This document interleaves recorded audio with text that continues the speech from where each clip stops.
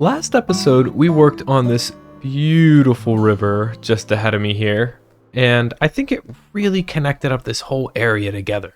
I just really like the way that it ties all the different areas of my world together, and that's really what the inspiration was for this video.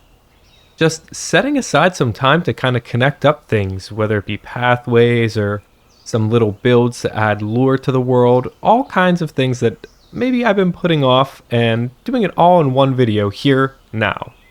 So, in the spirit of staying connected, we're going to literally connect up some pathways here, starting with the countryside all the way over to the village just over the hill behind me here.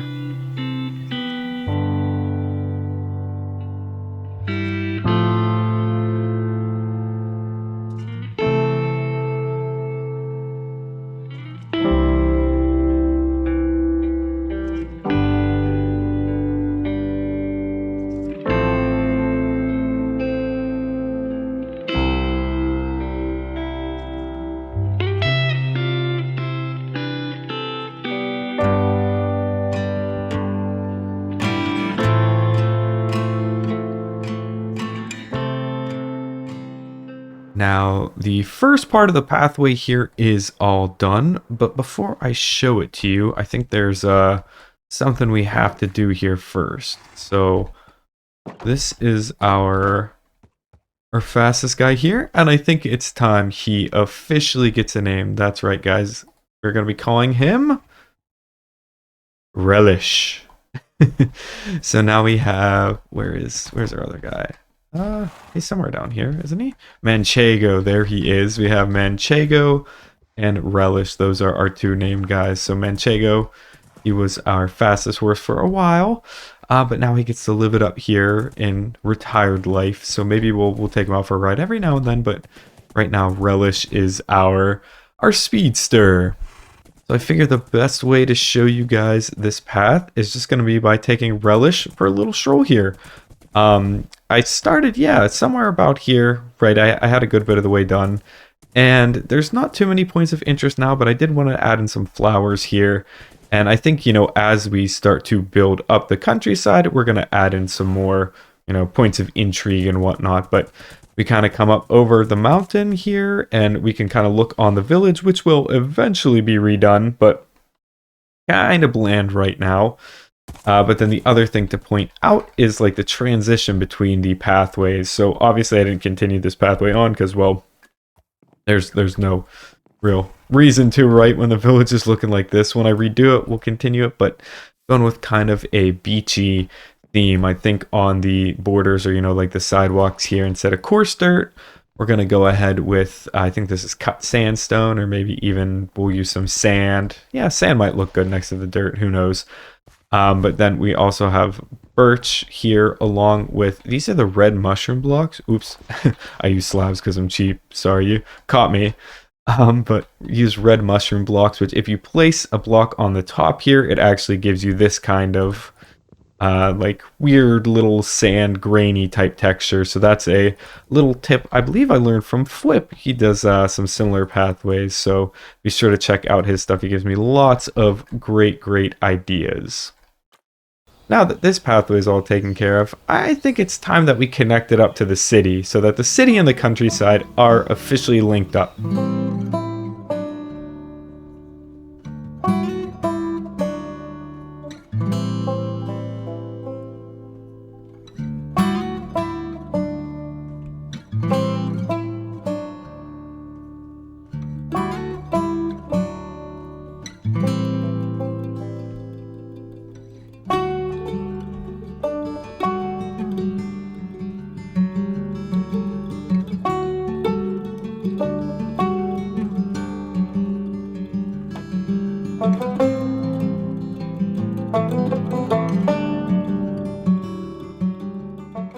Okay, guys, and all of the pathways are complete. Well, at least leading over to the countryside here.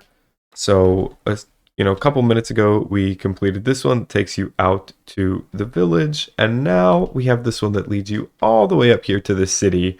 But as you know from the time lapse there, I did a little bit more than just, the pathways connecting up to the city. So we have the two kind of going around this big hole, which I do have plans for this, but not going to reveal that yet. That's still a ways away. But as you saw, I did kind of come up with a little bit of the layout of the city here. So as mentioned before, I do have these builds like already pre-planned, but here is just kind of whatever. Like there's some ideas I have for like maybe some of these ones in here, but yeah, it's still kind of a toss up. But I'm glad to have these pathways done. I already feel like if I pull up this map here, you can see how everything's just a little bit more connected. And then obviously eventually this won't be stone, so it won't blend in as well. And we'll have all the buildings, you know, throughout here. So yeah, city's gonna look super cool. As for this section over here, I do have a plan to do some sort of custom terraforming. So, you know, this isn't just floating above some of my older builds. There will, you know, be stuff the city will extend here. I don't know how much farther it'll go. Probably not too much, but it'll give us this really cool view over the village once we have this fully transformed. And it also kind of has a cool view over like Midtown and the painted forest there and the farmland. So we got some cool stuff going on here. And then the last part of this pathway was past our little plant shop we built 2 episodes ago.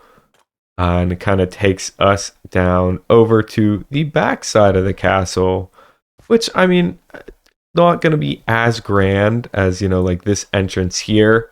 This is just kind of like a little side entrance, an easier way for me to get into the storage system. But eventually, you know, when we have more stuff over here, we'll do like a whole big pathway here and, you know, plan out what's going to go over here. But for now, we're just going to kind of leave this little area blank.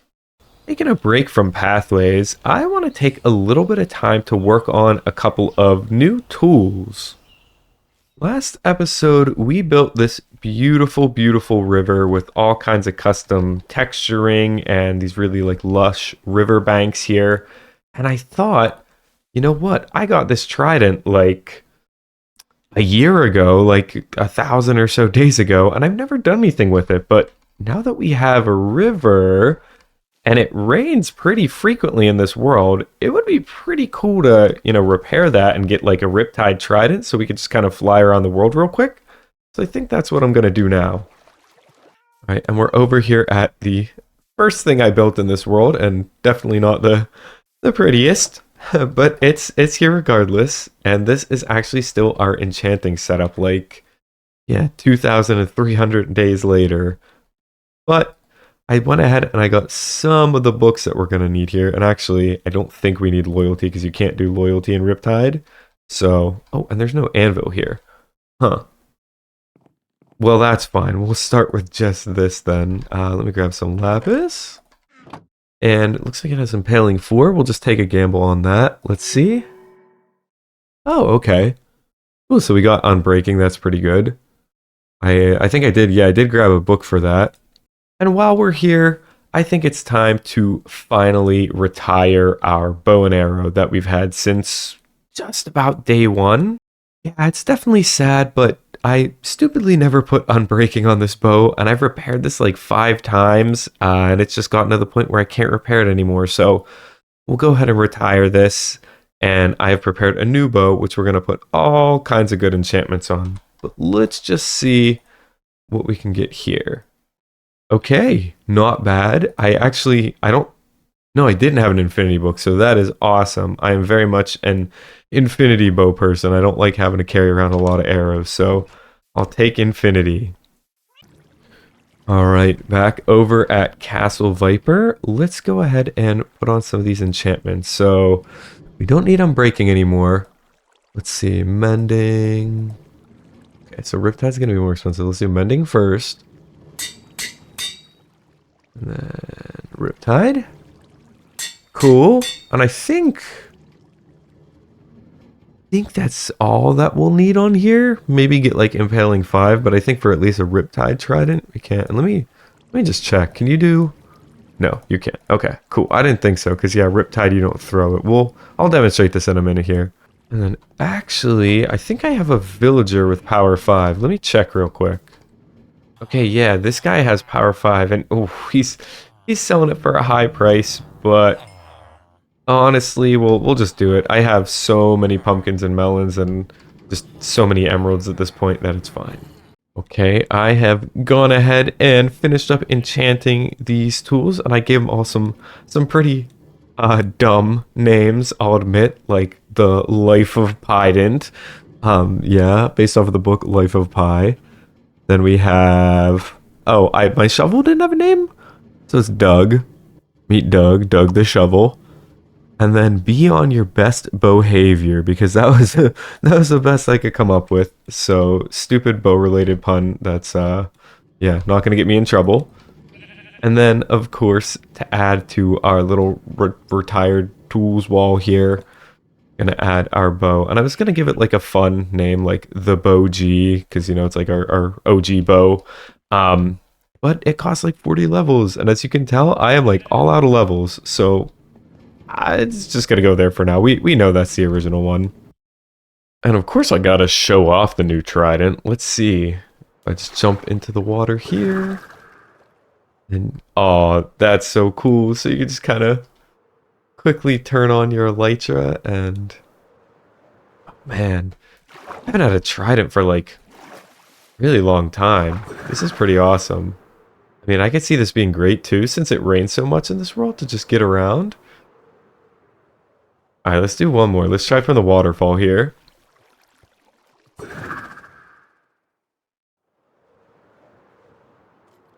All right, playtime's over. It's time for me to get back to work because this trident is great for me to travel around the world and, you know, fly around when it's raining or when there's water nearby. But you know what's even better to get around the world? Rockets. And you know what I'm running out of? Rockets.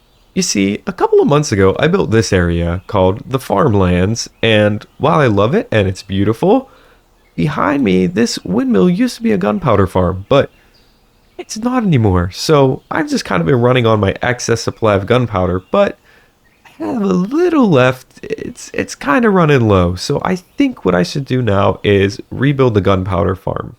And luckily for me, I kept all of the materials tucked away just in the corner here of my storage room. I also saved the schematic of it in Lightmatica so I could place it down super fast, but the only problem is, where do I put a big ugly farm like this when I'm really trying to make my world pretty?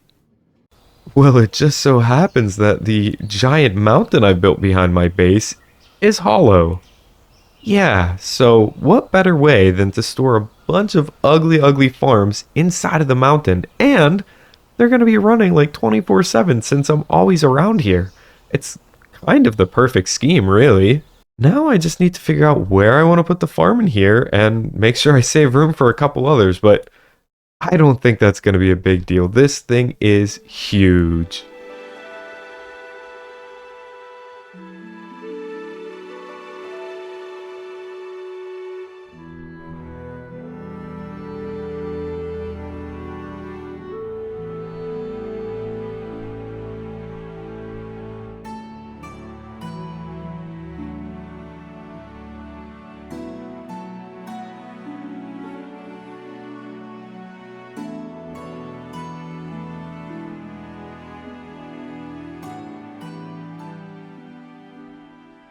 With the creeper farm up and running again, I want to turn my attention to finishing up some things in Lower Midtown. The biggest thing I want to do here is just taking some time to get rid of the torch spam. I mean, I think this area looks awesome and it is really starting to feel so full of life, but I just can't help but hate the way it looks with these torches around here. So I need to come up with a creative way to stop mobs from spawning, but also make it look a little bit prettier. Well, I was gonna do this whole big time lapse and, you know, cool little bit with me going around the city and lighting things up, but I just went through here and broke the torches, and as you can see, by the way, this mod is called Mini HUD. That's how I get these little lighting effects here, but everything's green. There's nothing bad here. So I guess, yeah, now that it's turning nighttime, we can see how it looks, but I think this is just a classic case of me, you know, overcompensating with the torches because, I mean, yeah, this place looks a lot better. There's no torches just kind of thrown around here. You can walk around. It feels open. It feels nice and naturally lit. You know, certain parts feel darker than others. Certain places feel lighter. and kind of as they should. So around this tree here, for example, right, just kind of at the edge of the park, it feels a little bit darker, right? But I mean, that makes sense. Usually, like if you think of any like parks or whatnot, like maybe around where you're from, usually at nighttime, right? Maybe they have a light or two, so like maybe we have some of the overhead from that lantern, but there's usually not a whole lot because well, usually they're closed at nighttime. Same thing with like over here by this bench and like this little park, we have some of the light from the lantern, but not a whole lot. But then, if you go over to the Prickly Pub, which is our cactus farm slash pub area, it is pretty well illuminated. So is the pathway here, because well, the pub is going to be open a lot later than something like the park. So it kind of makes sense, I guess, from like a lore and world building perspective too. Although Midtown is all lit up and looking nice without the torch spam, Lower Midtown here behind me is sorely lacking in the pretty much everything department. So I think maybe we'll light this area up, get some more paths in here, and see how it looks then.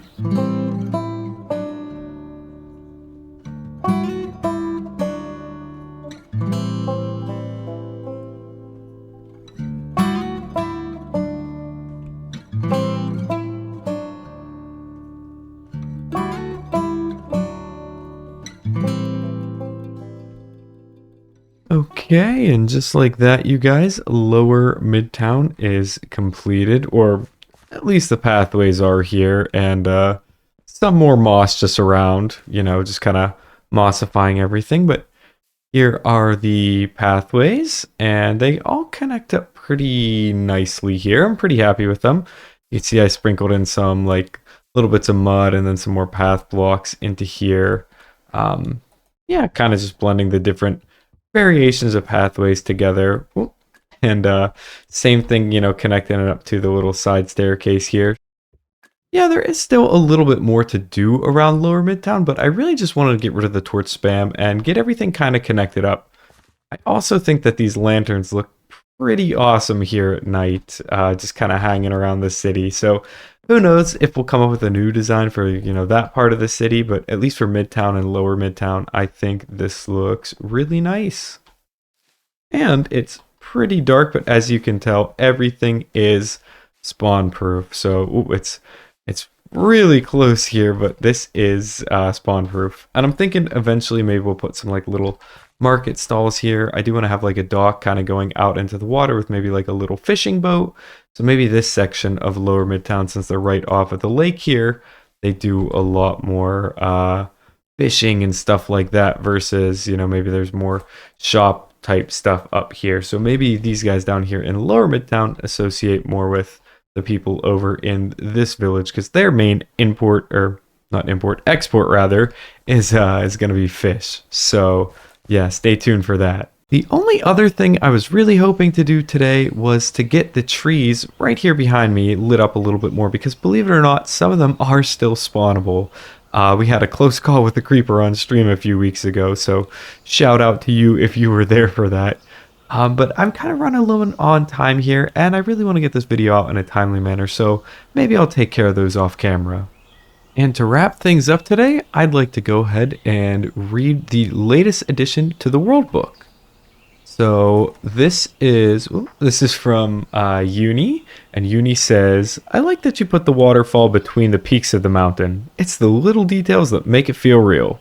Now, for those of you that don't know, Uni is another member of the Afterlife SMP, and Uni is absolutely fantastic at, you know, landscaping and just really has an understanding of geology and lots of things that I don't super understand, but I like, and that really meant a lot to me. So thank you, Uni, for leaving that comment, making me feel good about my terraforming here and the river. And thank you so much to everybody else who left lovely comments on that videos. I read them all, and I really appreciate the support. And remember, if you want to make your way into the World Book, then be sure to leave a comment and let me know what you enjoyed about today's episode, or maybe even let me know what you'd like to see next time. I really love including you guys in the world, and this feels like a great way for us to stay connected, so be sure to let me know what you're thinking. And before we wrap up today, here is the current map of the world using Zero's world map mod here, but yeah, it's looking pretty awesome. You can see everything we did, at the start with these pathways, the pathways connecting up here. A lot of the little details we did over in Lower Midtown. Yeah, it's really coming together, guys. But with that, you guys, I really hope you enjoyed the video. This was a fun one to make and honestly a little bit different, but a lot of projects that I've just been kind of wanting to do for a long time here. So thank you so much for watching, and I'll see you soon. I feel like there was something else I was supposed to do, like something I needed to clean up. Wasn't this shulker box? Was it maybe... Oh no. Okay, yeah, we're saving that for another episode.